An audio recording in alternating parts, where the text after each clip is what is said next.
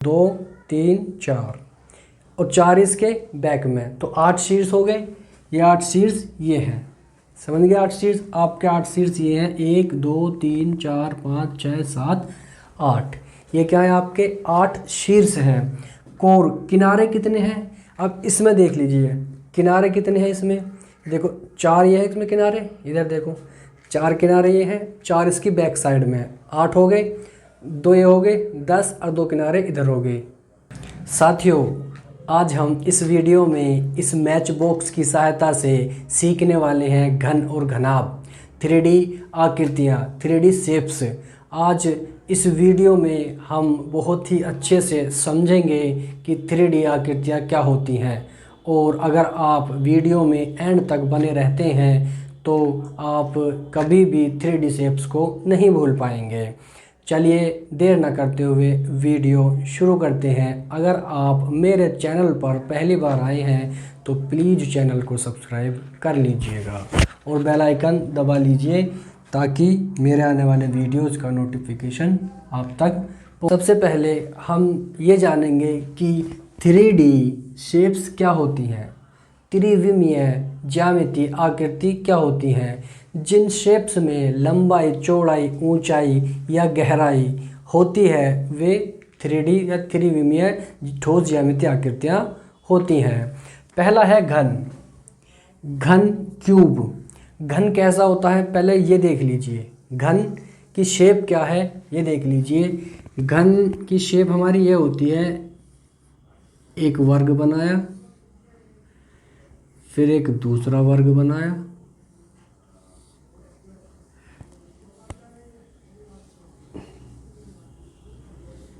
ये क्या है हमारा एक घन है। A B C D E F G H, ये एक हमारा घन है। मान लिया इस घन की प्रत्येक भुजा A है, घन की सभी भुजाएं बराबर होती हैं। अब इसमें इस घन में ये एक घन है, इसके सभी भुजाएं बराबर हैं। इसमें 8 शीर्ष होते हैं। शीर्ष कितने होते हैं, 8 होते हैं। कोर किनारे कितने होते हैं, 12 होते हैं। फलक कितने होते हैं, पृष्ठ यानी कि 6 होते हैं। अगर हम इस मैच बॉक्स को देखें, आप ध्यान से इस मैच बॉक्स को देखिए, अगर इसकी सारी भुजाएं बराबर हो जाएं तो यह एक घन है। अब ये जैसी स्थिति में मैच बॉक्स है ये एक घनाभ है। ये इसी टाइप का है। इसमें 8 शीर्ष हैं। 8 शीर्ष कैसे है इसमें, देखो एक शीर्ष ये है, एक ये है, एक ये है, एक ये है। शीर्ष किसको कहते हैं, जहाँ 2 या 2 से अधिक भुजाएं आपस में मिलती हैं। यहाँ पे 1 2 3 4 और 4 इसके बैक में, तो 8 शीर्ष हो गए। ये 8 शीर्ष ये हैं, समझ गए। 8 शीर्ष आपके 8 शीर्ष ये हैं, 1 2 3 4 5 6 7 8। ये क्या है आपके 8 शीर्ष हैं। कोर किनारे कितने हैं, अब इसमें देख लीजिए किनारे कितने हैं इसमें। देखो 4 ये है इसमें किनारे, इधर देखो 4 किनारे ये हैं, 4 इसकी बैक साइड में, 8 हो गए। 2 ये हो गए 10 और 2 किनारे इधर हो गए। किनारे किसको बोलते हैं, जहाँ 2 भुजाएं मिलती हैं या 2 साइड मिलती हैं, वहाँ क्या होते हैं वो किनारे। तो 4 इधर 4 इधर, 8 हो गए। 2 इधर 2 इधर, 12 किनारे हो गए, तो 12 कोर होती हैं। याद रखना घन और घनाभ दोनों में सेम है। ये घनाभ में भी शीर्ष 8 होते हैं, कोर में भी शीर्ष 12 होते हैं, और फलक पृष्ठ भी 6 ही होते हैं घनाभ में भी। अब पृष्ठ की बात करते हैं। पृष्ठ होते हैं 6। पृष्ठ कैसे होते हैं, ये एक पृष्ठ हो गया इसका, एक इसके बैक साइड में हो गया 2, एक ऊपर हो गया, एक नीचे हो गया 4, एक इधर हो गया और एक इधर हो गया 6। इस प्रकार से 6 पृष्ठ होते हैं। ये होगी घन की आकृति। मैं घनाभ की आकृति भी बना देता हूँ। घनाभ का प्रत्येक पृष्ठ आयताकार होता है। घनाभ का प्रत्येक पृष्ठ कैसा होता है, आयताकार होता है। घन का प्रत्येक पृष्ठ क्या होता है, वर्गाकार होता है। ये एक हमारा बन जाएगा घनाभ। A B C D E F G H. ये क्या है, इसकी लंबाई है एल, ये क्या है इसकी चौड़ाई है, और ये क्या है एच है। अब घन के सूत्र अलग हैं, घनाभ के सूत्र अलग हैं। पहले घन के लिख देता हूँ मैं। घन का आयतन, घन का आयतन, सपोज करो घन की भुजा a है तो भुजा की घात 3, तो a की पावर 3 क्या हो जाएगा, घन का आयतन हो जाएगा। घन का संपूर्ण पृष्ठ, घन का संपूर्ण पृष्ठ 6a², या 6 भुजा की घात 2। घन का वक्र पृष्ठीय क्षेत्रफल, वक्र पृष्ठीय क्षेत्रफल क्या होता है 4a²। घन का विकर्ण, घन का विकर्ण √3a। ये घन के फॉर्मूले हैं, घन के सूत्र आपको याद रखने हैं। अब घनाभ की बात कर लेते हैं।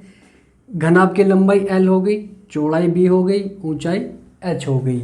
तो घनाभ का आयतन, घनाभ कुबोइड, घनाभ को कहते हैं कुबोइड, घनाभ का आयतन क्या होता l गुणा b गुणा h, लंबाई गुणा चौड़ाई गुणा ऊंचाई। घनाभ का वक्र, घनाभ का वक्र पृष्ठ, घनाभ का संपूर्ण पृष्ठ ले लो, संपूर्ण पृष्ठ l² 2lb bh और hl।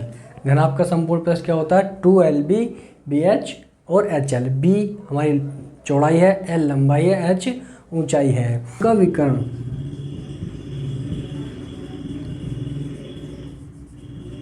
घनाभ का विकर्ण क्या होगा, घनाभ का l² b² प्लस h² का √। ये घनाभ का विकर्ण हो जाएगा।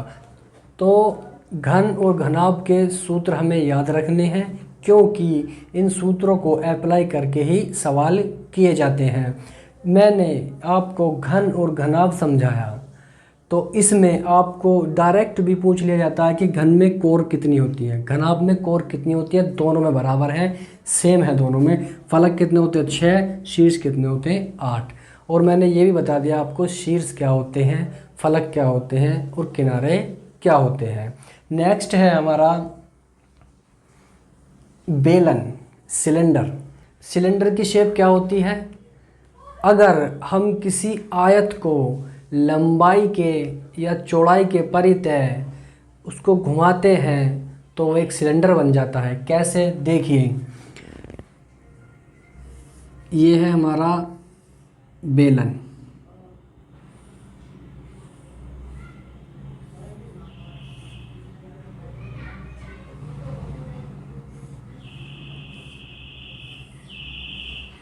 ये क्या है हमारा बेलन है। ये क्या है, बेलन की ऊंचाई है, ये बेलन की त्रिज्या है। बेलन एक पाइप के आकार का होता है। जैसे ही हमारा बन गया बेलन, ये क्या है, इसकी यहाँ से यहाँ तक क्या है त्रिज्या r होती है और ऊंचाई h होती है। बेलन का आयतन क्या होता है, बेलन सिलेंडर, बेलन का आयतन बराबर क्या होता है πr²h। बेलन का आयतन क्या होता है πr²h। पाई का मान 3.14 होता है लगभग, और r² क्या है हमारा बेलन की त्रिज्या है, h क्या है बेलन की ऊंचाई है। बेलन का वक्र पृष्ठ 2πrh। बेलन का संपूर्ण पृष्ठ 2πrh प्लस r। ये बेलन के सूत्र हैं। बेलन का आयतन πr²h, बेलन का वक्र पृष्ठ 2πrh और बेलन का संपूर्ण पृष्ठ 2πrh प्लस r।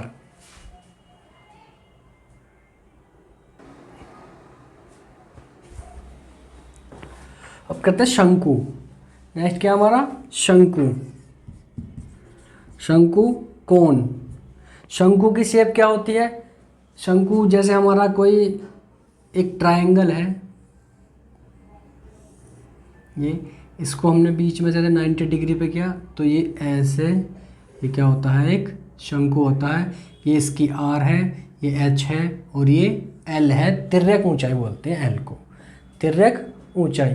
ये क्या हो गया हमारा शंकु। शंकु कोण, ये हो गया हमारा सिलेंडर बेलन। शंकु का आयतन क्या होता है? शंकु का आयतन 1/3 पाई आर स्क्वायर एच। ये शंकु का आयतन है।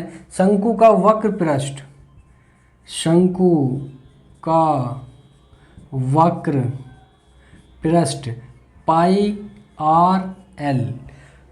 आर क्या है? त्रिज्या शंकु की। एल क्या है? शंकु की तिर्यक ऊंचाई है। शंकु का संपूर्ण पृष्ठ, शंकु का संपूर्ण पृष्ठ 2 पाई आर एल प्लस आर। ये क्या होगा? शंकु का संपूर्ण पृष्ठ होगा। देखो मैंने बेलन बता दिया, शंकु बता दिया, इनकी शेप्स बता दी, इनके सूत्र बता दिए। बस आपको डायरेक्ट ही आते हैं क्वेश्चंस, सूत्र में अप्लाई करके करने होते हैं। क्वेश्चंस भी प्रैक्टिस करेंगे हम। आप कंसेप्ट क्लियर कर लीजिए। क्वेश्चंस मैं आपको बहुत ज़्यादा प्रैक्टिस में कराने वाला हूँ, आप पहले कंसेप्ट पर ध्यान दीजिएगा। स्फेयर गोला,